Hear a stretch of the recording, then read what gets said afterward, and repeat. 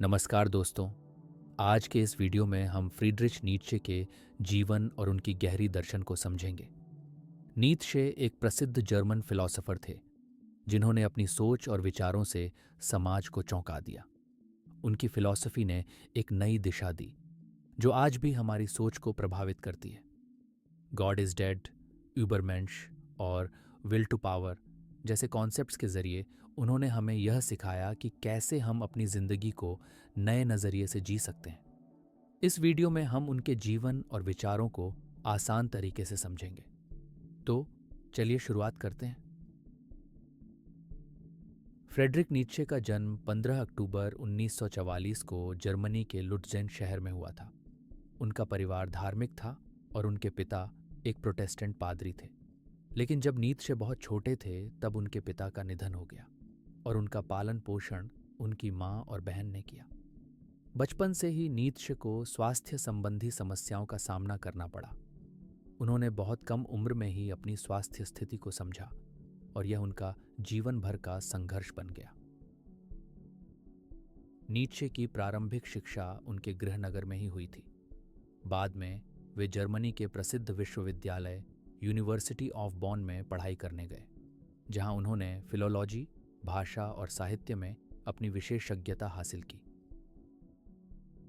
उनकी अध्ययन की दिशा ने उन्हें ग्रीक और रोमन साहित्य, संस्कृति और दर्शन को गहरे से समझने का मौका दिया। उन्होंने अपनी युवावस्था में ही यह तय कर लिया था कि वे दार्शनिक बनेंगे और इसी कारण उनका रुझान सदैव ऐसे विचारों की ओर था जो समाज और धर्म के पारंपरिक दृष्टिकोण को चुनौती देते थे। उनकी सबसे प्रसिद्ध कृतियों में the spoke Zarathustra, beyond good and evil और द बर्थ ऑफ ट्रेजेडी शामिल हैं। इन पुस्तकों में नीत्शे ने धर्म, नैतिकता और समाज की धारा के खिलाफ अपने विचार प्रस्तुत किए। नीत्शे ने जीवन को एक संघर्ष और चुनौती के रूप में देखा, जहां हमें अपनी पहचान और उद्देश्य को खुद ही निर्धारित करना होता है। नीत्शे के जीवन में कई संघर्ष थे, लेकिन उनके विचारों ने दुनिया भर में गहरी छाप छोड़ी। वे जीवन के अंत तक अपने विचारों के प्रति अडिग रहे, हालांकि उनका स्वास्थ्य कभी बेहतर नहीं रहा। मानसिक विकार के कारण उन्हें मानसिक संस्थान में भर्ती होना पड़ा, जहां 1900 में उनका निधन हो गया। अब बात करते हैं फ्रीड्रिच नीत्शे के दर्शन की। फ्रीड्रिच नीत्शे के दर्शन में गहरे और चुनौतीपूर्ण विचार थे, जो पारंपरिक धार्मिक, नैतिक और सांस्कृतिक मूल्यों के खिलाफ थे। नीत्शे ने यह समझाया कि मानवता को अपने अस्तित्व के उद्देश्य और मूल्य को खुद निर्धारित करना चाहिए, बजाय इसके कि वह बाहरी आस्थाओं और परंपराओं से बंधकर चले। उनके कुछ प्रमुख विचारों ने न केवल दार्शनिक जगत में हलचल मचाई, बल्कि समाज के हर पहलू पर प्रभाव डाला। आइए नीत्शे के दर्शन के कुछ मुख्य बिंदुओं को विस्तार से समझते हैं। पहला, गॉड इज डेड, यानी ईश्वर मर चुका है। यह नीत्शे का सबसे प्रसिद्ध और विवादास्पद विचार था।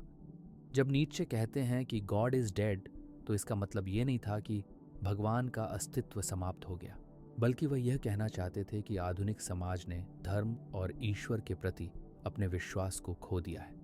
इस विचार का मुख्य उद्देश्य यह था कि अब समाज को अपनी नैतिकता और जीवन के उद्देश्य को निर्धारित करने के लिए किसी भी पारंपरिक धार्मिक विश्वासों पर निर्भर नहीं रहना चाहिए। नीत्शे के अनुसार जब समाज ने धार्मिक विश्वासों को छोड़ दिया तो उसे नई दिशा की आवश्यकता थी। यही वह क्षण था जब इंसान को अपनी स्वायत्तता और अपने मूल्यों को खुद स्थापित करने की आवश्यकता थी। इस विचार ने यह दिखाया कि अब हम खुद को अपने अस्तित्व और उद्देश्य के बारे में सोचने के लिए स्वतंत्र हैं। दूसरा, यूबरमेंश यानी सुपरमैन। नीत्शे ने यूबरमेंश या सुपरमैन की अवधारणा दी, जिसका अर्थ था वह व्यक्ति जो पारंपरिक नैतिकता और सामाजिक बंधनों से मुक्त होकर अपने खुद के मूल्य और उद्देश्य स्थापित करता है। यूबरमेंश वह आदर्श व्यक्ति है जो न केवल अपनी ताकत और इच्छा शक्ति का इस्तेमाल करता है, बल्कि वह सामाजिक और सांस्कृतिक परिवर्तनों के लिए एक नया मार्ग प्रशस्त करता है। नीत्शे के अनुसार यह व्यक्ति खुद को सामान्य लोगों से अलग करता है और समाज के पुराने अव्यावहारिक मानदंडों के खिलाफ खड़ा होता है।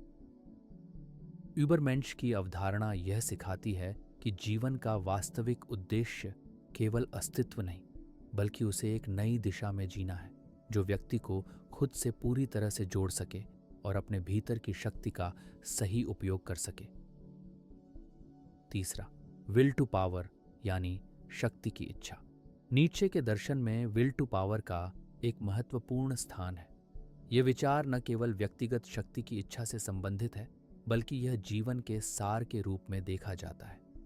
नीत्शे का मानना था कि हर व्यक्ति के भीतर यह स्वाभाविक प्रवृत्ति होती है कि वह अपने जीवन की दिशा और शक्ति को बढ़ाने की कोशिश करता है।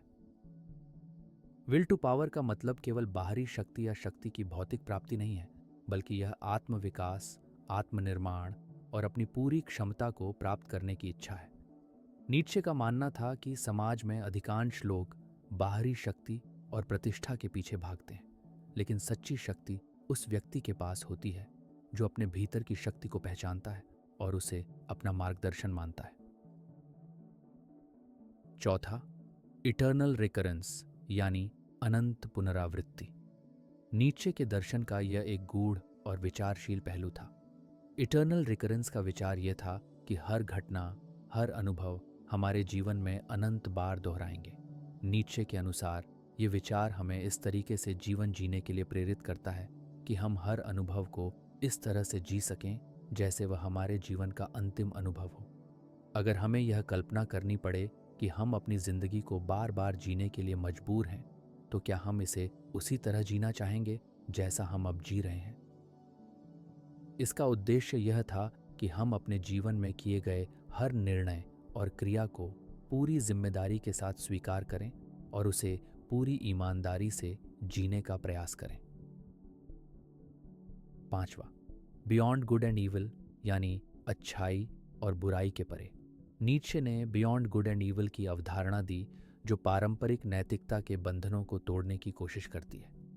उनके अनुसार पारंपरिक नैतिकता, जो अच्छाई और बुराई के रूप में निर्धारित होती है, समाज और संस्कृति द्वारा बनाई गई है और किसी व्यक्ति की स्वतंत्रता और विकास में बाधक बन सकती है।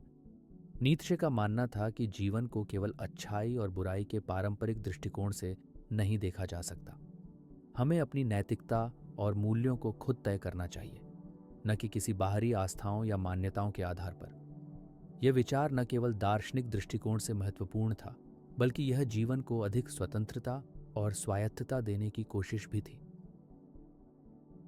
छठवां, मास्टर स्लेव मोरालिटी यानी स्वामी गुलाम नैतिकता। नीत्शे ने यह सिद्धांत दिया कि समाज में दो प्रकार की नैतिकता होती है, मास्टर मोरालिटी और स्लेव मोरालिटी। मास्टर मोरालिटी उन लोगों की नैतिकता है जो अपने लक्ष्यों को पूरा करने के लिए स्वतंत्र रूप से निर्णय लेते हैं, जबकि स्लेव मोरालिटी उन लोगों की नैतिकता है जो सामाजिक दबावों और आदर्शों के अनुसार अपनी नैतिकता बनाते हैं। नीत्शे का मानना था कि पारंपरिक धार्मिक नैतिकता और समाज की सोच स्लेव मोरालिटी की ओर झुकी हुई है, जो लोगों को उनके असली अस्तित्व और शक्ति से वंचित करती है। नीत्शे के दर्शन ने दार्शनिक जगत और समाज के हर पहलू को चुनौती दी। उनका विश्वास था कि हर व्यक्ति को अपनी जिंदगी को पूरी तरह से अपने नियंत्रण में लाना चाहिए और अपने मूल्य और उद्देश्य खुद तय करने चाहिए। उनके विचार आज भी हमारे विचार और जीवन के दृष्टिकोण को प्रभावित करते हैं। अब बात करते हैं फ्रीडरिच नीत्शे के दर्शन के सामाजिक और आज के युग पर प्रभाव की। नीत्शे के विचारों ने न केवल दार्शनिक क्षेत्र को प्रभावित किया, बल्कि उनके फिलॉसफी का समाज और आज के युग पर भी गहरा प्रभाव पड़ा। उन्होंने पारंपरिक रिलीजियस, मॉरल और सोशल स्ट्रक्चर्स की आलोचना की, जो आज भी हमारे समाज में प्रासंगिक हैं। उनका दर्शन आज के समय में कई सामाजिक, सांस्कृतिक और व्यक्तिगत बदलावों को समझने में मदद करता है। आइए देखते हैं कि नीत्शे के फिलॉसफी का समकालीन समाज और आज के युग पर क्या प्रभाव पड़ा। पहला, रिलीजन और मोरालिटी पर क्रिटिसिज्म। नीत्शे ने गॉड इज डेड जैसे विचारों के माध्यम से ट्रेडिशनल रिलीजन और मोरालिटी की आलोचना की। उन्होंने कहा कि ईश्वर के प्रति विश्वास खत्म होने के बाद समाज को अपनी एथिक्स और पर्पस को नए तरीके से परिभाषित करना होगा। इस विचार का प्रभाव आज के समाज में स्पष्ट रूप से देखा जा सकता है। पश्चिमी समाज में रिलीजियस बिलीफ्स का प्रभाव कम हो रहा है और लोग अपनी मोरालिटी को पर्सनल चॉइसेस, सोसाइटी और साइंस के आधार पर परिभाषित कर रहे हैं। नीचे की यह बात सेक्युलर सोसाइटी में विशेष रूप से प्रासंगिक है, जहां धर्म का प्रभाव धीरे धीरे घट रहा है और इंडिविजुअल फ्रीडम को ज्यादा महत्व दिया जा रहा है। दूसरा, सेल्फ एम्पावरमेंट और इंडिविजुअलिज्म। नीचे ने यूबरमेंश, सुपरमैन की अवधारणा दी, जिसने एक आइडियल पर्सनालिटी की परिभाषा दी। उन्होंने कहा कि व्यक्ति को अपनी पहचान और वैल्यूज खुद निर्धारित करनी चाहिए, न कि समाज के बनाए गए रूल्स के अनुसार। ये विचार आज के युग में सेल्फ इम्प्रूवमेंट, पर्सनल ब्रांडिंग और मेंटल रेजिलियंस जैसी चीज़ों में देखा जा सकता है। सोशल मीडिया प्लेटफॉर्म्स और सेल्फ हेल्प मूवमेंट्स में नीचे के विचारों की झलक मिलती है, जहां लोग खुद को एक नई पहचान देने और सशक्त बनाने का प्रयास कर रहे हैं। तीसरा, विल टू पावर और कैपिटलिस्ट सोसाइटी। नीचे की विल टू पावर का विचार आज के कैपिटलिस्ट एंड कॉम्पिटिटिव वर्ल्ड में बहुत महत्वपूर्ण है। उनके अनुसार जीवन में पावर की इच्छा हर व्यक्ति के भीतर होती है और इसे केवल बाहरी शक्ति के रूप में नहीं देखना चाहिए, बल्कि यह inner growth and self mastery की ओर इशारा करता है। आज के बिजनेस वर्ल्ड में यह विचार देखा जा सकता है, जहां व्यक्ति और कंपनियां अपनी पावर, इन्फ्लुएंस एंड डोमिनेंस बढ़ाने के लिए लगातार प्रयासरत हैं। बड़े एंटरप्रेन्योर्स, इनोवेटर्स और लीडर्स नीचे के दर्शन को अपनाते हैं, जो उन्हें अपनी क्षमताओं को बढ़ाने के लिए प्रेरित करता है। चौथा, सोशल एम्पावरमेंट और पर्सनल फ्रीडम। नीचे का दर्शन पर्सनल फ्रीडम और सोशल एम्पावरमेंट को भी प्रभावित करता है। उन्होंने समाज के पारंपरिक मूल्यों को चुनौती देते हुए व्यक्ति को अपनी आइडेंटिटी और एग्जिस्टेंस खुद तय करने की बात कही। आज फेमिनिज्म, LGBTQ राइट्स मूवमेंट्स और अन्य सोशल जस्टिस मूवमेंट्स में नीचे के विचारों का प्रभाव देखा जा सकता है। इन आंदोलनों में self expression, equality and freedom from traditional norms की वकालत की जाती है, जो नीचे के यूबरमेंश और विल टू पावर के विचारों से मेल खाती है। पांचवा, ह्यूमन राइट्स और मॉरल इंडिपेंडेंस। नीचे के दर्शन ने यह दिखाया कि समाज में पारंपरिक मोरालिटी एंड एथिक्स को फिर से परिभाषित करने की ज़रूरत है। उनके विचार ने आज के ह्यूमन राइट्स मूवमेंट्स को भी प्रभावित किया है, जहां एक ओर नीचे ने मॉरल वैल्यूज़ को समाज द्वारा बनाए गए रूल्स से परे जाकर आत्मनिर्भर रूप से परिभाषित करने की बात की, वहीं दूसरी ओर आज के युग में लोग अपने राइट्स एंड फ्रीडम के लिए खड़े हो रहे हैं। छठवां, कल्चरल क्रिटिसिज्म और एवोल्यूशन। नीचे ने कल्चर एंड ट्रेडिशंस की समीक्षा करते हुए कहा कि हम अपनी परंपराओं को बिना समझे उनका पालन करते हैं। उन्होंने कल्चरल रिफॉर्मेशन की बात की, जिसमें धर्म, नैतिकता और परंपराओं को रीडिफाइन करने का आह्वान किया। ये विचार आज के art, literature, music and cinema में देखा जा सकता है, जहां न्यू पर्सपेक्टिव्स एंड इनोवेशंस को बढ़ावा दिया जा रहा है। नीचे का दर्शन हमें यह सिखाता है कि कल्चर को अतीत के महत्व से बांधकर नहीं रखना चाहिए, बल्कि इसे नए दृष्टिकोण से देखना चाहिए ताकि यह समाज के विकास में योगदान दे सके। नीचे के दर्शन ने मॉडर्न सोसाइटी और कंटेम्परेरी थॉट पर गहरा प्रभाव छोड़ा है। उनके विचारों ने न केवल फिलॉसफी में बल्कि साइकोलॉजी, पॉलिटिक्स, सोशियोलॉजी और लिटरेचर में भी क्रांतिकारी बदलाव लाए।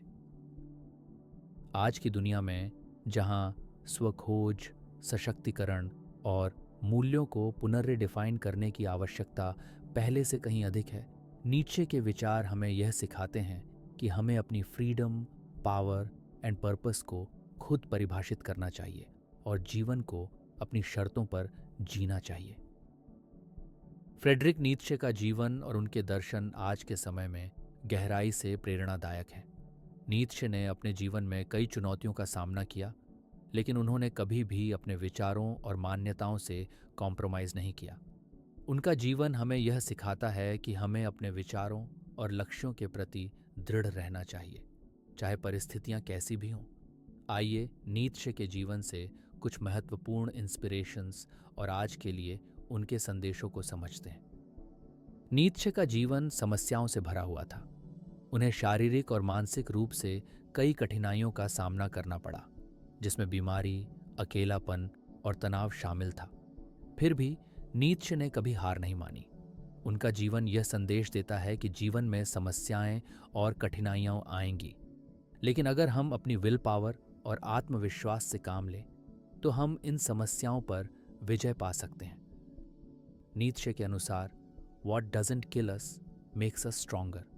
ये विचार आज के समय में भी प्रासंगिक है, जहां लोग जीवन के संघर्षों से जूझते हुए भी अपने लक्ष्य की ओर बढ़ने के लिए प्रेरित रहते हैं। नीत्शे का सबसे महत्वपूर्ण संदेश यह था कि हमें अपनी पहचान और अस्तित्व को खुद बनाना चाहिए। उनका दर्शन इस बात को मजबूत करता है कि कोई भी बाहरी शक्ति या समाज हमें हमारी आंतरिक शक्ति और विचारों से अलग नहीं कर सकती। आज के समय में जब लोग अक्सर सामाजिक दबाव और अपेक्षाओं से संघर्ष करते हैं, नीत्शे का विचार यह सिखाता है कि हमें अपने लक्ष्यों और मान्यताओं के प्रति कमिटेड रहना चाहिए। किसी भी दबाव के बावजूद हमें अपनी आत्मनिर्भरता और स्वतंत्रता को बनाए रखना चाहिए। नीत्शे के अनुसार हम जो चाहें वह बनने के लिए पूरी तरह स्वतंत्र हैं। नीत्शे ने कहा था, learn the art of living life with all your strength. उनका मतलब था कि हमें खुद को समझना चाहिए और अपने आंतरिक विकास पर ध्यान केंद्रित करना चाहिए।